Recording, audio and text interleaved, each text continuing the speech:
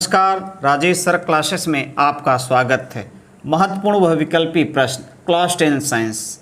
इस वीडियो में 50 ऐसे प्रश्नों को लेकर आया हूं जो बोर्ड एग्जाम के दृष्टि से बहुत महत्वपूर्ण है, क्योंकि इन्हीं 50 प्रश्नों में से ही बहुविकल्पी प्रश्न पूछे जाते हैं। तो देखिए इस वीडियो का पहला प्रश्न, एक उत्तल दर्पण की फोकस दूरी 20 सेमी है, उसकी वक्रता त्रिज्या होगी। 4 विकल्प दिए गए हैं, 10 सेमी, 20 सेमी, 40 सेमी और 60 सेमी। तो देखिए हम जानते हैं वक्रता त्रिज्या R बराबर होता है 2F।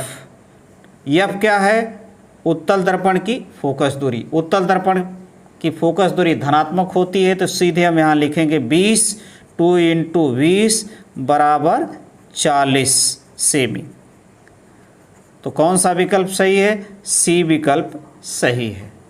अब चलते हैं अगले प्रश्न पर। तो देखिए दूसरा, एक अवतल लेंस द्वारा किसी वस्तु का बना प्रतिबिंब होता है। 4 विकल्प दिए गए हैं, आभासी उल्टा एवं छोटा, आभासी सीधा छोटा, आभासी सीधा एवं बड़ा, वास्तविक उल्टा एवं बड़ा। तो वास्तविक उल्टा एवं बड़ा तो एकदम नहीं होगा, क्योंकि अवतल लेंस द्वारा सदैव आभासी प्रतिबिंब ही बनता है। तो इसका सही विकल्प है बी, आभासी बनता है, सीधा बनता है, वस्तु से छोटा बनता है। अब देखिए अगला प्रश्न, तीसरा जो आपके सामने है, महत्वपूर्ण प्रश्न, जब श्वेत प्रकाश प्रिज्म से गुजरता है तो सर्वाधिक विचलन किस रंग का होता है? जब श्वेत प्रकाश प्रिज्म से गुजरता है तो सर्वाधिक विचलन किस रंग का होता है? पीले रंग का, लाल रंग का, हरे रंग का, बैंगनी रंग का। तो सर्वाधिक विचलन बैंगनी रंग का होता है। अब देखिए अगला प्रश्न, उत्तल लेंस द्वारा किसी वस्तु का वास्तविक उल्टा एवं बड़ा प्रतिबिंब बनाने के लिए वस्तु को रखना चाहिए। 4 विकल्प आपके सामने हैं। लेंस की फोकस पर तो यहाँ तो वास्तविक उल्टा बड़ा प्रतिबिंब बनता है, लेकिन असीमित रूप से बड़ा बनता, तो ये सही नहीं है। लेंस से 2F दूरी पर, यदि हम वस्तु को लेंस से 2F दूरी पर रखेंगे तो जितना बड़ा वस्तु होगा उतना बड़ा प्रतिबिंब बनेगा। अब देखिए अगला C, लेंस से F तथा 2F के बीच, तो यही सही है। यदि हम वस्तु को F तथा 2F के बीच में रखेंगे तो वास्तविक उल्टा एवं बड़ा प्रतिबिंब मिलेगा। अगला प्रश्न है, 50 सेमी फोकस दूरी वाले उत्तल लेंस की क्षमता क्या होगी? 4 विकल्प दिए हैं, +2 डायोप्टर, -2 डायोप्टर, +0.02 डायोप्टर, -0.02 डायोप्टर। तो देखिए हल करना होगा इस प्रश्न को। यहाँ हम जानते हैं लेंस की क्षमता P बराबर होती है 100/F। तो उत्तल लेंस की फोकस दूरी धनात्मक होती है, तो सीधे हम 50 लिखेंगे, 100/50 डिवाइड करेंगे 2 आएगा। इसका अर्थ है +2 होगा। पहला विकल्प ही सही है, यानी +2 डायोप्टर। उत्तल लेंस की क्या होगी क्षमता? +2 डायोप्टर। अब देखिए 6वां प्रश्न, स्वस्थ आँख के लिए दूरबिंदु होता है, यानी हेल्दी आई के लिए दूरबिंदु क्या होगा? 50 सेमी, 25 सेमी, 100 सेमी, अनंत पर। तो सही विकल्प है दूरबिंदु क्या है? अनंत पर। स्वस्थ आँख के लिए दूरबिंदु क्या होता है? अनंत पर। यानी कोई वस्तु यदि स्वस्थ आँख है तो अनंत दूरी तक वह वस्तु को देख सकता है। अब चलते हैं अगले प्रश्न, 7वां प्रश्न, चंद्रमा से देखने पर आकाश दिखाई देता है, काला, नीला, लाल, सफ़ेद। तो सही विकल्प है काला, यानी चंद्रमा से देखने पर आकाश काला दिखाई देता है, क्योंकि चंद्रमा पर वायुमंडल नहीं होता है। अगला प्रश्न है, यदि वायु के सापेक्ष कांच का अपवर्तनांक 3/2 हो तो कांच के सापेक्ष वायु का अपवर्तनांक होगा। यहाँ पर दिया है वायु के सापेक्ष कांच का अपवर्तनांक। वायु के सापेक्ष कांच का अपवर्तनांक कितना दिया है? 3/2 दिया है। हमें निकालना क्या है? कांच के सापेक्ष GNA ये निकालना है। ईयर टू ग्लास दिया है, और ग्लास टू एयर हमें निकालना है। तो ठीक एक दूसरे के विपरीत होते हैं। तो जी यानी कांच के सापेक्ष वायु का अपर्णकीय संकेत होता है। तो सीधे सीधे हम लिखेंगे, इसी से डिवाइड करेंगे, AN G यानी 1/, फिर मान रखेंगे इसका 3/2 और ये ऊपर चला जाएगा 2/3 हो जाएगा, 2/3। तो सही विकल्प इसका है, 4 विकल्प दिए गए हैं, तो सही विकल्प है 2/3, सी विकल्प सही है। अब चलते हैं अगले प्रश्न पर। तो देखिए अगला प्रश्न, निकट दृष्टि दोष से पीड़ित व्यक्ति के लिए प्रयुक्त किया जाता है। निकट दृष्टि दोष से पीड़ित व्यक्ति के लिए प्रयुक्त किया जाता है उत्तल लेंस, अवतल लेंस, उत्तल दर्पण, अवतल दर्पण। तो दर्पण तो प्रयुक्त होता ही नहीं है, तो इन्हीं दोनों में से है। तो निकट दृष्टि के लिए क्या होता है, अवतल लेंस होता है। अगला है, मानव के स्वस्थ नेत्र में प्रतिबिंब बनता है रेटिना के पीछे, रेटिना के आगे, रेटिना पर, अनंत पर। तो स्वस्थ नेत्र में जो प्रतिबिंब होता है रेटिना पर ही बनता है, रेटिना पर उल्टा बनता है और मस्तिष्क उसे सीधा देखता है। अगला प्रश्न है, विद्युत धारा का एसआई मात्रक। तो विद्युत धारा का एसआई मात्रक होता है एम्पियर। विद्युत धारा का एसआई मात्रक क्या होता है, एम्पियर होता है। विद्युत आवेश का मात्रक, तो विद्युत आवेश का मात्रक आप जानते हैं कूलाम होता है। अगला प्रश्न है, किसी चालक में विद्युत धारा का प्रवाह होता है। किसी चालक में विद्युत धारा का प्रवाह होता है प्रोटॉनों द्वारा, न्यूट्रॉनों द्वारा, इलेक्ट्रॉनों द्वारा, इसमें से कोई नहीं। तो याद रखिए, किसी चालक में इलेक्ट्रॉनों द्वारा ही विद्युत धारा का प्रवाह होता है। तो सी विकल्प सही है। प्रश्न 14, एक प्रोटॉन पर आवेश होता है धन 9.1 × 10⁻19 कूलाम, ऋण 9.1 × 10⁻19 कूलाम, प्लस 1.6 × 10⁻19 कूलाम। तो यही सही विकल्प है, सी विकल्प सही है। तो चलते हैं अगले प्रश्न पर। ओम के नियम के अनुसार धारा I विभवांतर V तथा प्रतिरोध R में संबंध होता है। प्रतिरोध R में संबंध होता है। तो हम जानते हैं कि V बराबर होता है IR। तो ये इसमें से तो कोई नहीं है, लेकिन इससे हम दूसरा सूत्र भी निकाल सकते हैं। तो यहाँ से ये तो सही नहीं है। यहाँ से यदि हम I का मान निकालेंगे तो यहाँ से I हमें मिल जाएगा, I बराबर मिल जाएगा R का भाग V/R। यानी ये नहीं सही, ये नहीं सही है, ये भी नहीं सही, I निकालना है, V बराबर ये भी नहीं सही है, B बराबर ये होता है। तो D विकल्प सही है, D विकल्प सही है। अगला है, विद्युत ऊर्जा की इकाई क्या है। विद्युत ऊर्जा की इकाई होती है, याद रखिए, वाट सेकेंड, वाट सेकेंड होती है। अगला है, निम्न परिपथ में A तथा B के बीच तुल्य प्रतिरोध क्या है। 4 विकल्प दिए गए हैं।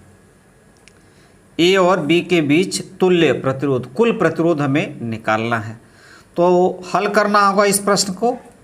तो देखिए, ये दोनों जो प्रतिरोध हैं वो किस क्रम में है, समांतर क्रम में है। और फिर इसका जो तुल्य प्रतिरोध होगा इसके साथ क्या होगा, श्रेणी क्रम में होगा। तो पहले हम जानते हैं यदि दो प्रतिरोध किस क्रम में है, समांतर क्रम में हो, तो उनका तुल्य प्रतिरोध यदि R हो तो R बराबर होता है 1/R1 + 1/R2। अब R1 1 है और R2 भी 1 है, तो यहाँ मान रखा जाए, ये 1 आएगा, 1 + 1 = 2, यानी आ गया हमारा 1/R = 2। और यहाँ से सरल करेंगे, यहाँ से यदि हम सरल करेंगे तो ये यहाँ हो जाएगा, यानी 1/2 बराबर r, अर्थात r बराबर क्या मिला, या हम लिख सकते हैं r बराबर हमें मिल गया 1/2। अब 1/2 को दशमलव बदलेंगे तो 0.5 ओम। अब ये दोनों, इसका तुल्य जो ये आया है और ये दोनों किस क्रम में है, श्रेणी क्रम में। यदि श्रेणी क्रम में तुल्य प्रतिरोध R डैश हो तो R1 प्लस R2, तो R1 इसको मानेंगे जो इसका आया है 0.5, ये 0.5 ये भी है, तो कितना हो जाएगा 1.0 ओम। कौन सा विकल्प सही है, 4 विकल्प हैं तो पहला विकल्प ही सही है।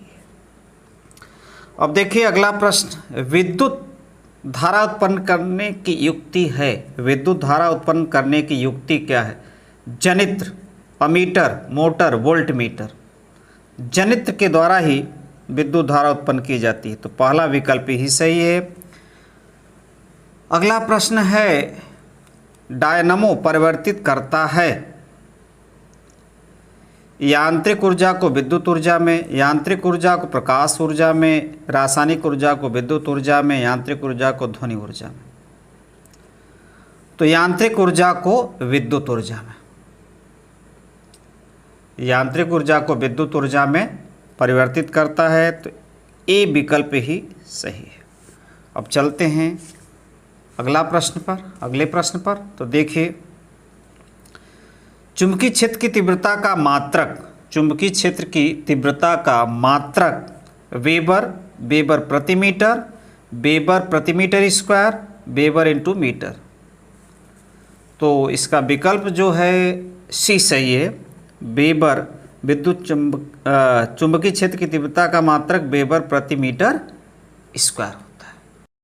21वां प्रश्न, लेड नाइट्रेट का रासायनिक सूत्र, लेड नाइट्रेट का रासायनिक सूत्र। तो 4 विकल्प दिए गए हैं, तो इसमें से लेड नाइट्रेट का रासायनिक सूत्र बी सही है, ये सही है। अगला है, श्याम श्वेत फोटोग्राफी में प्रयुक्त होती है। श्याम श्वेत फोटोग्राफी में प्रयुक्त होती है, तो 4 विकल्प हैं, silver chloride, lead nitrate, ferrous sulphate, calcium carbonate. तो पहला विकल्प ही सही है, सिल्वर क्लोराइड। अगला है, 1 बिलियन का पीएच मान 5 है, यह बिलियन है। 1 बिलियन का पीएच मान 5 है, यह बिलियन है। क्षारीय, अम्लीय, उदासीन, इनमें से कोई नहीं। तो हम जानते हैं 7 से लेकर के 14 तक क्या होता है, क्षारीय, 7 उदासीन, इसके बाद जब बढ़ते हैं तो क्षारीय विलयन होता है। और जब इधर आते हैं 7, 6, 5 इधर आते हैं तो अम्लीय होता है। याद रखिए, इधर अम्लीय, 1 से इधर, इस 7 से इस साइड में 14 तक, और 7 से जब इधर आएंगे 1 तक तो अम्लीय होता है। तो पीएच मान क्या है, 5 है, इसका अर्थ है विलयन क्या है, अम्लीय है। अगला है, क्षारीय विलयन का पीएच है। क्षारीय विलयन का तो बता ही दिए हैं, तो इसमें 4 विकल्प, 7 से अधिक, 7 से अधिक। अगला प्रश्न है, हाइड्रोजन आयन का सांद्रण, हाइड्रोजन आयन का सांद्रण मान कितना है, 10⁻⁻5 मोल प्रति लीटर इसका पीएच मान होगा। 4 विकल्प हैं, 5, -5, 9, -9। तो देखिए, हम जानते हैं पीएच बराबर होता माइनस log हाइड्रोजन आयन सांद्रण, ये सूत्र होता है पीएच बराबर, और यहाँ पर माइनस log, और इसका मान क्या है, हाइड्रोजन आयन सांद्रण का मान है 10⁻5 रख देंगे। और सरल करेंगे जब, तो जब ये इधर आएगा -5 और log 10, ये माइनस +5 हो जाएगा, और log 10 आधार भी इसका 10 से छिपा रहता है। जब log 10 का मान आधार 10 है तो 1 होता है। तो इसका क्या हो जाएगा, पीएच मान, पहला ही विकल्प सही है। अब देखिए अगला प्रश्न जो है, इसमें 1 बिलियन में हाइड्रोक्साइड आयन का सांद्रण 1×10⁻12 मोल प्रति लीटर इस बिलियन का पीएच मान होगा। तो यहाँ पर तो हाइड्रोजन आयन सांद्रण दिया है और यहाँ क्या दिया है, हाइड्रोक्साइड आयन का सांद्रण दिया है। और सूत्र जो आप देखे ही हैं, 4 विकल्प दिए गए हैं। तो यहाँ दिया है हाइड्रोक्साइड आयन सांद्रण, ठीक है, ये माइनस होता है। ये दिया है इतना मोल प्रति लीटर दिया है और हमें इस विलयन का पीएच मान निकालना है। यानी हाइड्रोजन आयन सांद्रण हमें निकालेंगे तभी इस सूत्र का प्रयोग हम कर सकते हैं। ऐसी सूत्र पर हल होगा। तो हम जानते हैं कि हाइड्रोजन आयन सांद्रण इंटू हाइड्रोक्साइड आयन सांद्रण, ठीक, दोनों का गुणनफल होता है -10⁻⁻14, 14 होता है। और यहाँ इसका दिया, यहाँ रखेंगे इसको, कितना है 10⁻12, एक छोड़ सकते हैं, कोई अंतर नहीं होता है, 10⁻14। अब इसको डिवाइड करेंगे इधर, तो यहाँ से हाइड्रोजन आयन सांद्रण हमें प्राप्त होगा 10⁻14 और यहाँ इस डिवाइड होगा 10⁻12। डिवाइड करने पर आ जाएगा यहाँ पर 10 - 14, ये +12 ऊपर जाएगा और हो जाएगा 10 - 2।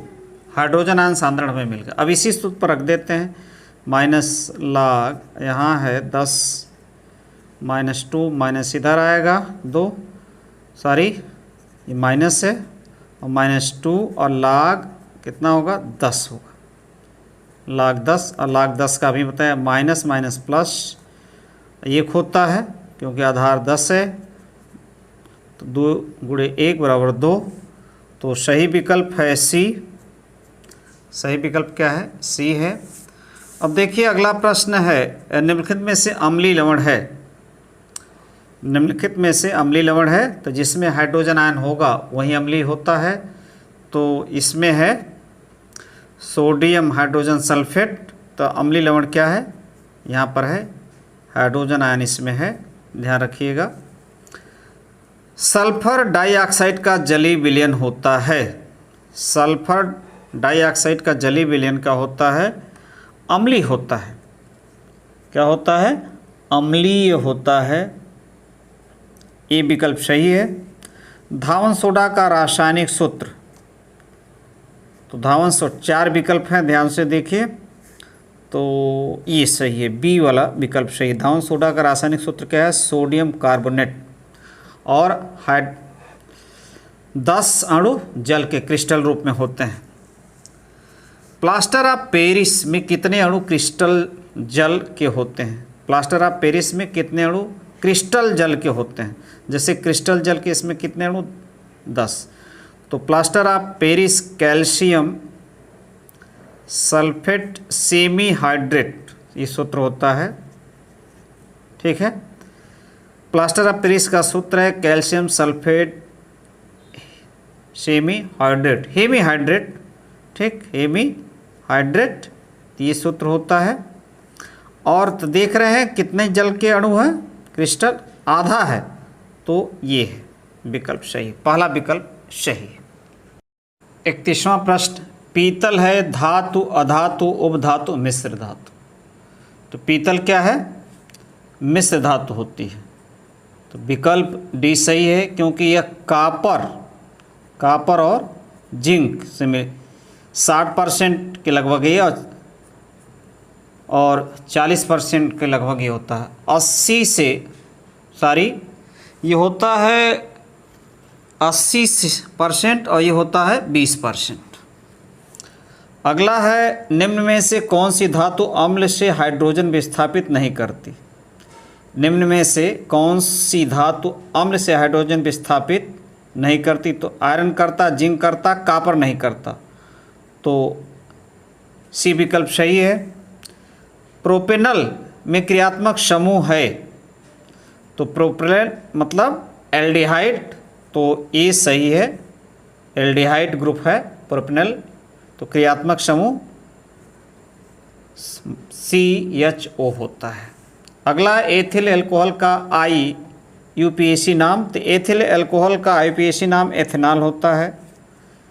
सी विकल्प सही है। प्रोपेन का रासायनिक सूत्र, तो प्रोपेन का प्रोपेन का रासायनिक सूत्र है बी, 3 2 6 2, ठीक, बी सही है। स्वपोषी पोषण के लिए आवश्यक है, स्वपोषी पोषण के लिए आवश्यक है कार्बन डाइऑक्साइड और जल, क्लोरोफिल, सूर्य का प्रकाश, तीनों सही है, यानी उपयुक्त सही डी सही है, उपयुक्त सभी। मनुष्य में दूध के दांतों की संख्या कितनी होती है? 20 होती है। और यकृत स्रावित करता है, यकृत स्रावित करता है जठरस, लार, पित्तरस। अगला है मनुष्य के हृदय में कोष्ठों, मनुष्य के हृदय में कोष्ठक कक्षों की संख्या होती है, तो 4, डी सही है। ऊर्जा की मुद्रा है, ऊर्जा DNA, RNA, ATP, क्लोरोफिल, तो ऊर्जा की मुद्रा क्या होती? ATP। विटामिन का कौन सा जोड़ा जल में घुलनशील है? तो विटामिन बी और सी जल में क्या होता है? घुलनशील होता है। अब चलते हैं अगले प्रश्न।